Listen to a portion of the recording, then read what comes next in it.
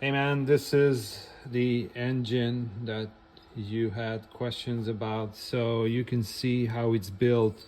We got one bearing on this side, and then we have another bearing on this side. See that? And then the pulley for the camshaft is sandwiched between those bearings. Okay? So the belt runs in this groove here, and it is engaged to this pulley. Okay, that's how it sits inside. So all these are press fit together.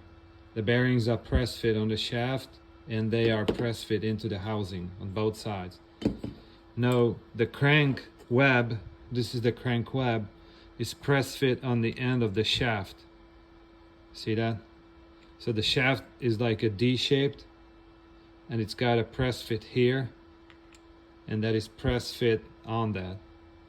So all this holds the connecting rod. The connecting rod has this bearing pressed into it.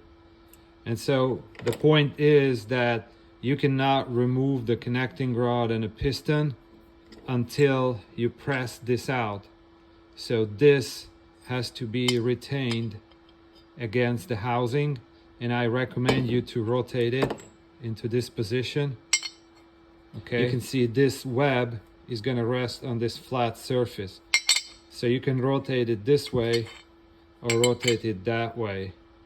And then you take a pin that will fit in here and you press this shaft out.